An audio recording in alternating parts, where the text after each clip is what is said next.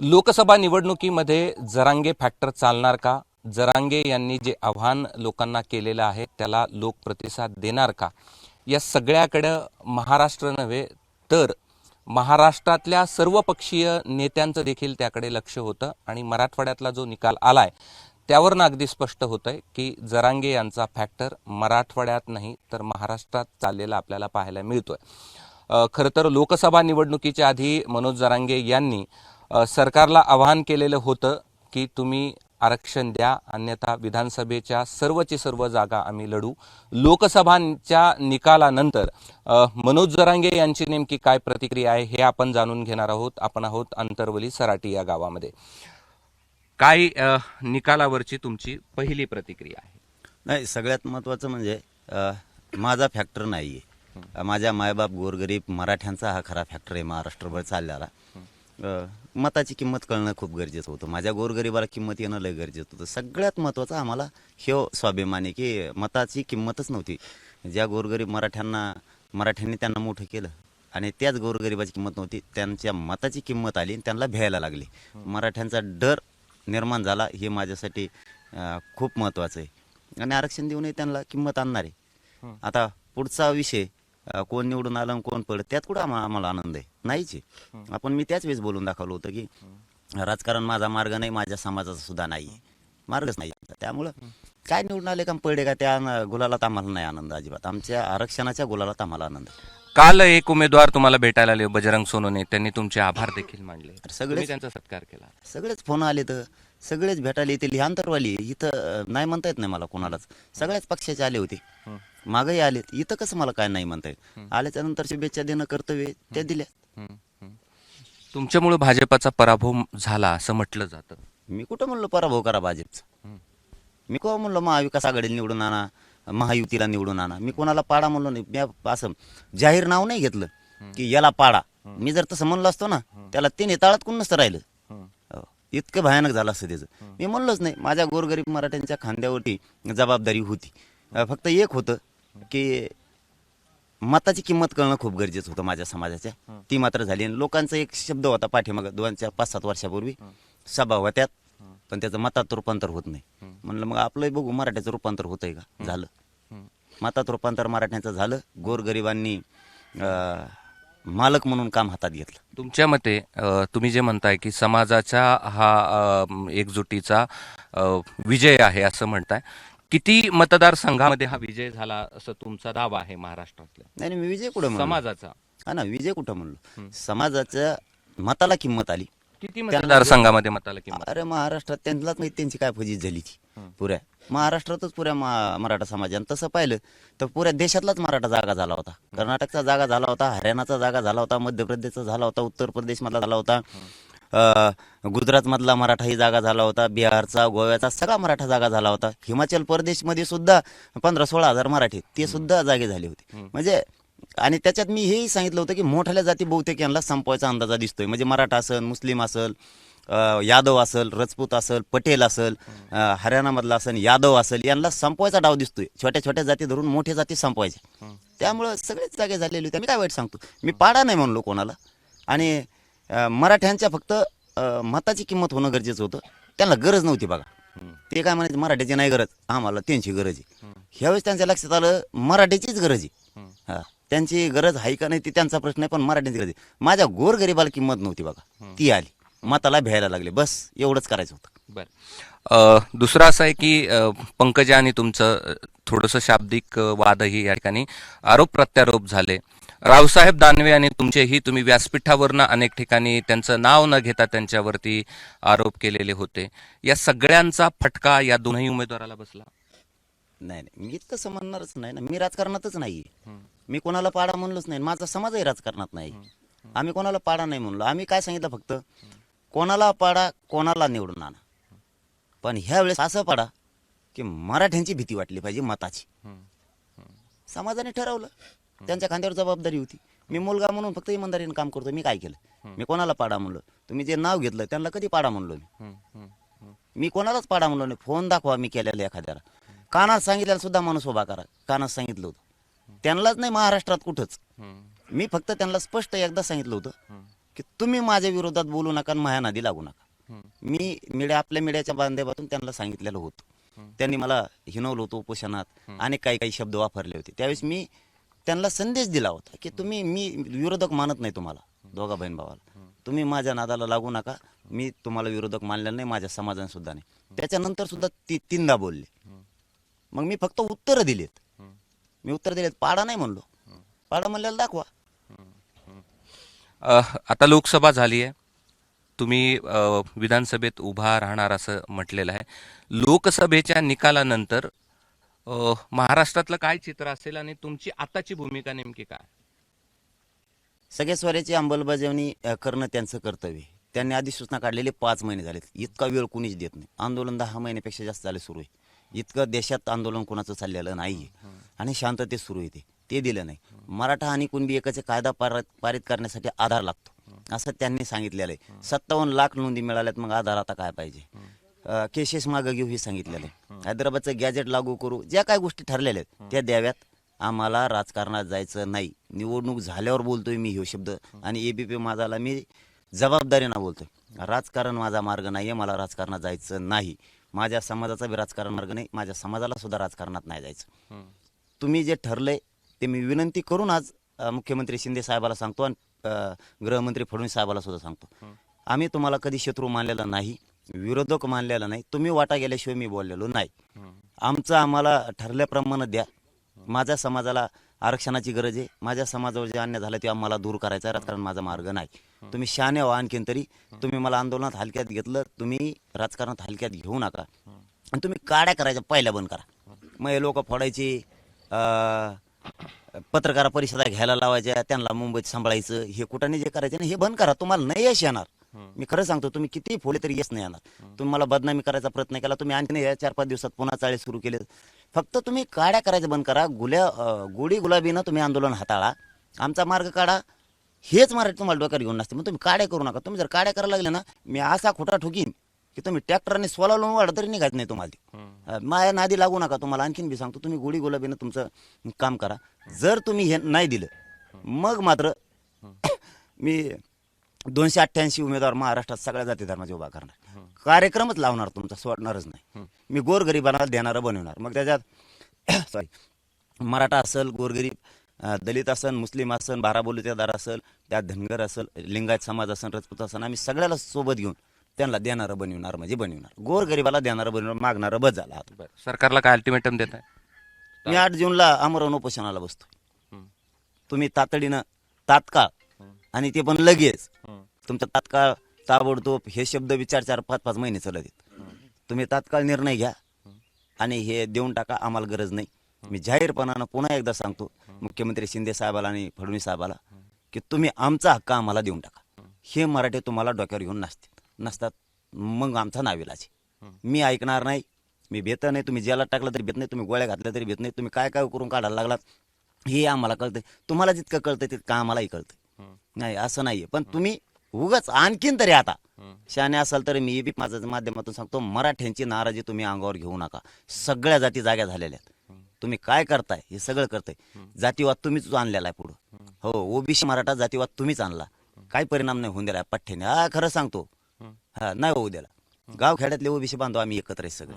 हे नेत्याने त्यांच्या स्वार्थासाठी आमच्या दुई निर्माण केली. ती कळालं की नाही सरकारला झटका एक म्हणून ओबीसी मराठा वाद असतात, हे घडलं असतं का? नाही, पण महाराष्ट्रात तर चित्र दिसतंयच आहे ना. बीडमध्ये दिसतंय, इतर भागातही जाती तेढ निर्माण झाल्याचं चित्र स्पष्ट आहे ना. ते मतदानातून पण दिसतंय. नाही, ते चाणक्य नीती म्हणतात त्याला, बोलण्याची त्यांची. ते दाखवायचंच फक्त असतं तरी शिट निवडून नसते. तेच आहे, एका जातीवर त्याच्यावर हे शक्य नसतंय. सगळे गावखेड्यातले आम्ही सगळे एकत्र आहेत. आज बी आमच्यात दुई होणार नाही. आम्हाला एकमेकात सुखात राहायचे, दुःखात राहायचे, एकमेकाचे आडी अडचणी जाणून. पण बीडमध्ये दंगलीपर्यंत गेलं, दगडफेकीपर्यंत गेलंच ना. ह्या जाती तेढेचा तर फटका भाजपला बसला. त्याचा निवडणुकीच्या मताशी संबंध नाही. ते संस्काराचा भाग आहे. ती त्यांच्या संस्काराचा भाग आहे. त्याच्यात निवडणुकीशी काही संबंध नाही, मताशी संबंध नाहीये त्याचा. ती संस्काराचा भाग आहे. आम्ही म्हणतो तेच करा, नाहीतर मग आम्ही हानीत असतो. ते संस्काराचा भाग आहे. म्हणजे त्यांनी एकत्र जर झाले तर मग जातीवाद नाही. मराठी एकत्र झाले की जातीवाद. ते संस्काराचा भाग आहे. ते त्यांनी हाणलं मग काही नाही, आपण इकून समजा काही प्रत्युत्तर दिलं की मग तुम्ही जातीवादी, त्यांनी काही करायला मोकळे, त्यांना करू द्यायचं. हे संस्कार नाही टिकत ना. ह्या महाराष्ट्राला, देशाला हे संस्कार मान्यच नाहीत, अजिबात नाहीत. लोकांनी ओळखलं की ही दहशत मोडावं लागेल, सगळ्या जाती धर्मानं ठरवलं ही दहशत मोडावं लागेल यांची. हा, हे जर असे वागायला लागले तर आत्ताच ते पदावर बसल्यावर, मंत्री झाल्यावर हे काय करते ना, आत्ताच जरी एवढी फजित चाललेली येणी, म्हणजे सगळ्या जाती धर्मानेच घेतलेला विषय, कोणाला सुट्टी दिलेली नाही त्यांनी. हे महाराष्ट्रातलं काहीच नाही, हे राजकीय नेत्यांनी घडून आणलं, सरकारनेच घडून आणलं. खरं म्हणजे ओबीसी मराठा वाद, मराठा ओबीसी वाद नाहीये, अजिबात नाही. महाराष्ट्रातले जे निकाल दिसत आहेत त्याच्यामध्ये M+M म्हणजे मुस्लिम प्लस मराठा अशा प्रकारचं जे मतदान एका बाजूला गेलं, जे महाविकास आघाडीच्या बाजूने गेलं, आणि ते त्याचं जे रूपांतर आहे ते विजयात पाहायला मिळलं. आता तरी या सगळ्या मतदानाच्या टक्केवारून आणि फॅक्टरवरनं कळतंय. तर विधानसभेमध्ये तुम्ही अशी काही वेगळी युती करण्याची तुमची मनस्थिती आहे का, किंवा तसा तुम्ही विचार करताय का? नाही, लोकांनी ते नाही बघितलं, लोकांनी अन्याय बघितला. यावेळी जो फॅक्टर चालला ना, हे अन्याय बघितला लोकांना, कोणी पुढे हे नाही बघितलं. हे बघ, लोकांची मनस्थिती अशी झाली होती की स्वतःच्या मुलाच्या अन्यायाच्या बाजूने उभा राहायचं, आणि आपल्या जातीवर जाणून बुजून अन्याय केला जातो त्या गुंडगिरीच्या विरोधात उभा राहायचं. लोकांनी ते बघितलं ह्यावेळेस, त्याच्यामुळं ते काहीच नाही विषय यांचा. ते एम फॅक्टर काय जे म्हणताय तुम्ही, असा विषय नाही. चीड लोकांना खूप होती, खूप दिवसाची. तुम्ही असं काही समाजाचं एकत्रीकरण विधानसभेला लढणार का? जर यांनी आरक्षण नाही दिलं तर ते चित्र काय होणार आहे तुम्हाला मी त्या टायमाला सांगणार. असं काय विचार आहे? राजकारणात असं म्हणतात, आता मला शिकेलंय त्याने राजकारण, मला काही कळत नव्हतं नाही, मी साधा माणूस आहे, त्याने शिकेलंय. त्यामुळं अगोदर बोलून नाही दाखवायचं राजकारणात, समाजकारणात बोलून दाखवायचं, राजकारणात दाखवायचं नाही. म्हणलं मग ठीक आहे, मी बी शिकवतोय. कारण काय असतं, हे जे डाव चालले ना आत्ताच्या निवडणुकीत, असं म्हणतात काही जण की हे डाव शिकायला 25-30 वर्ष लागत आहेत. ही शेवटचा डाव नाही का, एखादं युद्ध सुरू असताना शेवटचा अस्त्र गुरुजवळ असतं. मग कुणातरी ते लढता लढता राहतो, एक जण उतरवतो, गुरु कोण मंत्र घेऊन येतो, आता काय करू. मग ते गुरु सांगतो की ह्यो बाण हान, तेव्हा ते मरण त्याचे छाताडात काहीतरी ठुलेलं आहे किंवा त्याच्या पोटात काहीतरी ठुलले, तिथं हान, त्याच्या गुडघ्यात हान, नेम डोळ्यात गोटा घाल त्याच्या, आणि मग ते युद्ध जिंकत. तसं राजकारणात शेवटचं अस्त्र काय काढायचं, याला 20-25 वर्ष लागते.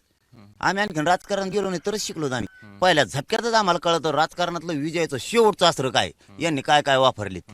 यांनी सगळे अस्त्र वापरले. सत्ता, अमुक तमुक, लोक बाहेर पाठायचे, कुंकड पाठायचे, कोणी जत्राला पाठव, कोणी हज यात्रेला पाठव, बोगस कसं करायचं, हिंगुळ कसा लावायचा कणगुळीला. अरे लय डेंजर काम करून ठेवलं. आता तो कार्यक्रमच लावतो जर आरक्षण नाही दिलं तर. आणि सगळ्या जाती धर्म एकत्र येणार आहेत. जाऊ द्या ना, राहून द्या गोरगरीबाला. येईन आता रूट पाडलीत ना 2 उपमुख्यमंत्र्याची, सगळ्या जाती धर्माला एकत्रित करून 288 जागा लढवणार बी, सगळ्याचे एक उपमुख्यमंत्री चलून द्यायचा झपका सगळ्याचा. आता ते रूट पाडीत 2-2ची. आपण आपल्या जातीचा उपमुख्यमंत्री झाला, खुशाल आपण आपल्या जातीचे प्रश्न सोडायचे. आपण आपल्या जातीचे प्रश्न सोडले की याच्या पाठीमागचा माझा वेगळा अर्थ आणि वेगळा उद्देश आहे. मला हे जातीवाद समूळ पूर्ण जाळून टाकायचा. सगळ्या जाती जर एकत्र येऊन जर झाले, जातीवादच संपला ना. मला ते जाळून टाकायचा पुरा जातीवाद. सगळे एकत्र करतो, सत्ता आणायची, त्यांच्याच हातात द्यायची. एका उपमुख्यमंत्र्यांना आपण आपल्या जातीचे प्रश्न सोडायचे, म्हणजे गोरगरिबाला न्याय दिला त्याचा अर्थ असा होतो. आणि आता जातीवाद बंद, कुठे जातीवादी. अशी तयारी सुरू आहे मागच आहे, पण आरक्षण दिलं तर मी नाही जाणार. मग सरकारला काय अल्टिमेटम ह्या तारखेपर्यंत द्या, 6 तारखेपर्यंत द्या म्हणून सांगितलं होतं. 4ला बसायचं होतं ना आम्हाला. त्याने आचारसंहितेचं सांगितल्यामुळे कायद्याचा सन्मान केला मी कायद्याला मानतो, सन्मान केला. आता 8ला ठेवलो, 6 पर्यंत सांगितलेलं. 8 पासून माझं उपोषण आहे, मरुस तर बसणार आहे मी उपोषणाला. माझ्या समाजासाठी मी शेवटपर्यंत जाणारे, संघर्ष करणारे, मी मरायला तयार. मी कुठं उपोषण केलं तरी मला जातीसाठीच लढायचं आणि मी लढणार. बरं, उपोषणाचे स्थळ अंतरवाली सराठी. मग गावकऱ्यांचा विरोध कुठे, कोणचे गावकरी? ज्यांनी म्हणजे जिल्हाधिकाऱ्यांना पत्र दिलं. कोणी देऊ शकतं. मी म्हणतो मग आता उद्याच्याला एक निवेदन घेतो आणि जातो. कलेक्टर ऑफिस इथं असल्यामुळं खूप तिथून तुमच्या दारात गाड्या उभा राहत्यात, मही गाडी तिकडे जावं लागते, कंपनीत मला कामाला जावं लागतं, लय अडथळतो. इथून कलेक्टर ऑफिस उचला आणि तिकडे यवतमाळकडे नेऊन टाका, जमन काय? कुणी उद्या तहसीलला बसलं कुणी आंदोलनाला, तर येणारे ते आंबडमधले म्हणतील की हे उपोषण किंवा हे आंदोलन इथून उठवा, आम्हाला रहदारीला त्रास होतो. मग काय तहसील सकट ते आंदोलन उठलायचं का तिथून?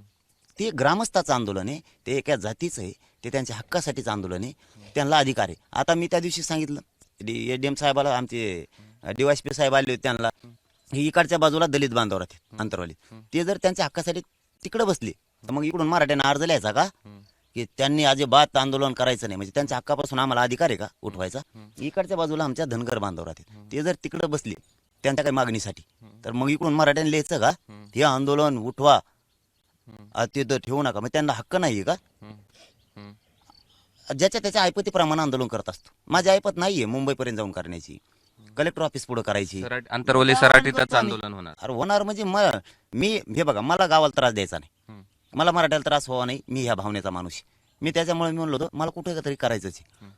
पावसात तुम्हाला आता व्हिडिओ मिळालेत नाहीत माहित नाही, अख्खं गाव पावसात इकडे पळत होतं, इथं आलं वोक्साबोक्षी रडायला लागले लोक, अजिबात गावातून जायचं नाही म्हणे, काय संबंध नाही. मी म्हणलं तुमच्यावर हल्ला घडून आणणार आहेत पुन्हा एकदा. सरकारने तशी योजना राखली, गृहमंत्र्यांनी तशी राखली, गृहमंत्र्यांनी तसं ठरवले की तुला नुसतं बोट लावून दे कुणी, तू मुडीत काढायचं काम कर ते आंदोलन, तुला बोट बी लावलं तर आम्ही पुरं गाव झोडपून काढतो. मी गावाला समजून सांगितलं की तुमचा रक्तपात करणार आहेत पुन्हा एकदा ते. हे मी जबाबदारीनं बोलतोय, हे बी माझं शेण खरंच सांगतोय गावकऱ्यांना सुद्धा. गावकरी म्हणले एवढ्या वेळेस आम्हाला महाराष्ट्रातल्या मराठ्यासाठी आम्हाला बळी द्यायचे, आमचेच आरक्षणासाठी गेले आमचं पुरं गाव मेलं आमचं, तरी आम्हाला मरायचं. काय करू मग मी सांगा. मी नको म्हणतोय, तुम्हाला त्रास माझ्यामुळं होईल हे मला नको, मला बाहेर जायचं, मला बाहेर जायचं नाही जायचं म्हणते. रडायला लागलेत, आडवे पडायला लागलेत, पावसात लोळायला लागलेत आणि हजारानं माता मावल्यासह. मला ते मी का लढतोय एवढं मी तळतळीने सांगतो तुम्हाला. मला अंतरवालीत पहिल्यांदा गेलं मंडपमध्ये की मला पहिले व्यासपीठावर चढताना फरशी दिसते, तिथं आई बहिणीचं आमचं रक्त सांडलेलं मला पहिलं दिसतंय. रक्त सांडलेलं आणि त्या रक्ताशी बेमानी करण्यात अवलाद माझी नाही. आईचं रक्त सांडलेलं आहे, आईच्या रक्ताशी बेमानी कशी करणार. दुसरं असं आहे की तुमच्या सोबत सावलीप्रमाणे राहणारे, तुमच्या आजूबाजूला असणारे, नाही पण असं आहे की नाही पण असं आहे की पण ते त्यांना असं काय झालंय ते काय त्याच्यावर बोलायचंच नाही मला, ते मला बोलायचंच नाही. ते मला ज्याचा त्याचा विषय जो मी माझ्या समाजासोबत आहे मरेपर्यंत आहे. किती डाव रचले सरकारला त्यांना दोषच नाही देणार मी. सरकारने किती डाव रचले, देवेंद्र फडणवीसांनी किती डाव रचले, मी यश येऊन देणार नाही त्यांना, मी हटणार नाही. उद्या बी गोळ्या घातल्या मला त्यांनी तरी मी मारायला तयार आहे. उद्याही काही केलं तरी माझी तयारी आहे. मी आरक्षण घेतल्याशिवाय हटत नाही. केसेस सगळ्या मागे घेतल्याशिवाय, हैदराबादचं गॅजेट लागल्याशिवाय, मराठा कुणबी एक कायदा पारित केल्याशिवाय मी हटत नाही. त्यांना जे करायचं ते करू द्या. मी समाजासोबत आहे, समाजाशी गदारी करणारी पैदास आपली नाही आणि करूच शकत नाही. मी माझ्या समाजाला मायबाप मानले नाही, समाजाला शब्द दिले, मी हटत नाही. काय घडलंय असं काहीच माहित नाही, जाऊ द्या. काय त्या विषयाची मला काय देणं घेणं नाही, महत्व द्यायची मला गरज नाही. त्याला माझं गाव मला हलवून देत नाही. बरं, उपोषणावर ठाम करणारच मी. मगाशी सांगितलं इथं नाही तर कुठं व्हायना, पण माझं जीवनच मी समाजाला अर्पण केलंय. मी गोरगरीब माझ्या लोकांचं अश्रू त्यांच्या डोळ्यात येऊ द्यायचे नाही लेकरासाठी. का माझ्या मराठ्याने हमेशाच हमाल्याच करायच्या, त्यांनी स्वप्न बघायचं, पोरग नोकरी लागायचं, आमच्या माथाडी कामगारांना नाही बघायचं, आमच्या डबेवाल्यांना नाही बघायचं, आमच्या एसटीवर ड्रायव्हर असणाऱ्या माणसांना नाही बघायचं, आमच्या ट्रकवरच्या ट्रॅक्टरवरच्या रिक्षावरच्या लोकांनी स्वप्न नाही बघायचं, आमच्या ऊस तोडणाऱ्या लोकांनी स्वप्न नाही बघायचं की पोरग माझं नोकरी लागावं म्हणून. काय वाईट करतोय मी. माझ्या गोरगरीब शेतकऱ्यांनी स्वप्न बघायचं नाही, माझ्या नोकरदार वर्गात असणाऱ्या मराठ्यांनी स्वप्न नाही बघायचं का आपली बढती व्हावं, आपले लेकर अधिकारी व्हावं म्हणून. त्याच्यासाठी मी लढतोय. हा, मला काय वाटतं का गावाला त्रास व्हावा म्हणून. मी तर म्हणतोय गावाला त्रास होईल, मला नाही राहायचं, गाव नाही आठवू देत, गाव हलतच नाही. आणि सगळ्या जाती धर्माच्या लोकांना सांगतो मला, मी सगळ्या जाती धर्मात त्यातले अर्धे लोक तर मला येऊन भेटले. ते म्हणले नाही बाबा आम्ही सोबत आहे. मला त्या विषयात बोलायचंच नाही, मी समाजासोबत आहे आणि कायम राहणार. ठीक. एक शेवटचा प्रश्न असा आहे, विधानसभेची तयारी तुम्ही कधीपासून सुरू करताय? जर नाही दिली तर सुरू आहे, नाही दिली तर सुरू आहे, पण पुढचं नाही सांगणार आताच. याने मला राजकारण शिकवलं उगच, आणि पुढे सांगतो त्यांना मी, तर मी आंदोलनात हलक्यात घेतलं, नका राजकारणात हलक्यात घेऊ. असा कार्यक्रम लावीन ना बाबा, हा परत तुम्हाला लय पश्चाताप येईल म्हणून सांगतोय. सांगत नाही साहेब कुणी, सत्तेत जायचं असलं, आईस आराम करायचा असलं सांगत नसतो कुणी. मी सावध करायलो राव, मी सावध करायलो. मला तिकडं जायचं नाही, माझा समाजाचा उद्देश नाही, माझा नाही. तुम्ही मला नका जाऊन देऊ तिकडं. माझं जे ठरलेलं आहे ते द्या माझ्या समाजाचं. मला तुमचे पैसे नको, पद नको, मला काय नको. मी हे झाल्यावर एखाद्या डोंगरावर जाऊन राहील, माझं घरदार सगळं कोणाला देऊन टाक, मी कुंकड कुटुंब घेऊन जाईल, मी गायरनात राहील, मला काय नको. पण माझ्या समाजाला दिल्याशिवाय मी होते हटत नाही. तुम्ही मला नका घालू त्याच्यात. फडणवीस साहेब आणि शिंदे साहेब तुम्हाला विनंती करून सांगतो मी, मला त्याच्यात तुम्ही घालू नका त्या राजकारणात. आणि माझ्यावरचं डाव बंद करा तुम्ही उद्या सकाळपासून पहिले, नसता तुम्हाला आणखीन संकटाला सामोरं जावं लागेल. आणि इथून पुढं कोणत्याच नेत्याने माझ्या मराठ्याच्या गोरगरिबाला त्रास द्यायचा नाही. ज्या जातीचा त्रास देईन ना माणूस, ज्या जातीचा त्रास देईन त्याच्या नेत्याच्या विरोधात उमेदवार देणार नाही, पण त्याला आयुष्यात कव्हाच निवडून येऊन देणार नाही. हा, त्या जातीच्या नेत्याला त्यांनी माझ्या जातीला त्रास द्यायचा नाही. अंतर्वलीत तुम्ही उपोषणावर ठाम आहेत, मात्र एक समजपत्र पण तुम्हाला जिल्हा प्रशासनाच्या वतीने देण्यात आलंय, त्यामध्ये परवानगी दिली गेली नाहीये. आता देतील ना, आचारसंहिता होती ना, आता देतील ना. नाही दिले तरी बसणार मी. मग हा बघ, पालन करतोय ना, याचा अर्थ असा नाही की तुम्ही मला विटीच धरणार आहेत. मग हा, गृहमंत्र्याचं ऐकून तुम्ही माझ्यावर अन्याय करणार किंवा माझ्या जातीवर अन्याय करणार, मी नाही ऐकणार. मग तुमचा सन्मान केला का नाही? आल्याबरोबर DYSPचा सन्मान केला. तुम्हाला सांगितलं ठीक आहे म्हणलं, ते म्हणले 6 पर्यंत पोस्टपोन करता येईल का? म्हणलं नाही. पण तरी मी म्हणलं चला ठीक आहे, तुमचं म्हणणंच आहे ना, तर आपण ऐकलं पाहिजे, कायद्याचा सन्मान केला पाहिजे, आचारसंहितेचा सन्मान केला पाहिजे. मी 7ला करतो. 7च्या ऐवजी परत माझ्या डोक्यात आलं, म्हणलं 7ला उली तिली वंजळ भर राहिली तुमची, तर कशाला ताप परत. म्हणलं 8ला करतो, म्हणजे तुमचं काही कसरत नाही राहिली पाहिजे फिरून. तुम्ही परवानगी दिली करणार, तुमच्या परवानगी दिली तर आम्ही सन्मान करू. तुम्ही नाही दिली तर बार तुम्ही अन्याय करता, याचा अर्थ असा होणार आहे. तुम्ही कायदा नाही चालवायला लागले, तुम्ही आंदोलन मोडायला निघालात, असा त्याचा अर्थ काढून मी 8 जूनला बसणार. त्याला माझा नाविलाज. लोकसभा झाके असं तुम्हाला काय म्हणायचंय? नाही बाबा, मी त्याच्यात नाहीच. मी असतो, खरंच सांगतो, म्हणलंच असतो ना, मला काहीच आनंद नाही त्याच्यात. पडला काय, कोण निवडून आला काय, माझी प्रतिष्ठा पणाला लागली नाही आणि माझ्या समाजाची पण नाही. लोक आधी बातम्या फिरत होते, पोस्ट टाकीत होते की आमक्याची प्रतिष्ठा पणाला लागली, तमक्यात लागली. आमची काय प्रतिष्ठा पणाला लागली? आमच्या समाजाची नाही लागली. आमची प्रतिष्ठा कधी पणाला लागली असते, आम्ही नाव घेतलं असतं तर तुम्हाला पाडा, मग मात्र आम्हाला तुम्हाला पाडूनच दाखवा लागला असतं. आम्हाला काय कुणी या कुणी पाडा, पण माझ्या गोरगरीब मराठ्यांना किंमत नव्हती. माझ्या मराठ्यांच्या गोरगरिबाच्या जोरच यांना किंमत आली होती, पण त्यांनी आम्हाला किंमत दिली नाही. गोरगरिबाला ती किंमत आणायची होती आणि मताला एवढी किंमत आली, अशा टर भ्यायला लागले दादा. मराठा समाजाचा विजय कमून नाही होणार. अरे बाबा, आम्ही एकच होत नव्हतो, झालो तिकून तर मतात परिवर्तन होत नव्हतं असं म्हणतात. ते दुसरे येतं मतात परिवर्तन न होणारे. मराठी तसे नाहीत. एकदा मतात परिवर्तन म्हणले परिवर्तन. कामाला गेलं नाही, कुणी नांगर सुद्धा आणले नाही त्या दिवशी, सगळं बंद. कुणी बैल पाणी पाजायला नाही गेलं, जनर नाही. एक जणाचा तसा व्हिडिओ आलाय आमच्याकडं, रानात गेला तर ते तिकडेच जाणार, शेळ्या सोडून दिल्या त्यांनी, गावात आलं. म्हणजे मतदानच करायचं म्हणलं, सोडायचंच नाही. म्हणजे मराठ्यात ही जी ज्योत झाली होती ना भयानक, खूप लोक भयानक झाली होती की आता हटायचंच नाही. आमचं मतात परिवर्तन झालं, एकीच झालं, एकजुटीत झालं, आमचं सगळं परिवर्तन झालं, काहीच राहिलं नाही. त्यामुळं आमच्या गोरगरिबाला किंमत आली. मला तेवढे आनंद आहे. गोरगरिबाची माया गोरगरीब मराठ्यांच्या चपला सकट पाया पडत. हा बस, आता फक्त आरक्षण देऊन त्याचे लेकर अधिकारी करायचे. 2च स्वप्न होते, पूर्ण झाले. आता एक राहिले, आरक्षण देऊन त्यांचे लेकर अधिकारी बनवायचे, ते बी घेतो. सोडितच नाही तर तुम्ही कितीही करा. विनंती आहे पुन्हा एकदा जाता हे बी माझ्या माध्यमातून शिंदे साहेब तुम्हाला विनंती करून सांगतो, आणि फडणवीस साहेबाला सुद्धा, तुम्ही अजिबात डावं करू नका. हे आंदोलन गोळी गुलाबाने हाताळा आणि मराठ्यांना ठरल्याप्रमाणे देऊन टाका. हेच मराठे तुम्हाला डोक्यावर घेऊन नसतील, बघा नसतील का नाहीत. धन्यवाद. ते मनोज जरांगे पाटील आणि लोकसभा निवडणुकीच्या निकालानंतरची त्यांची ही प्रतिक्रिया आहे.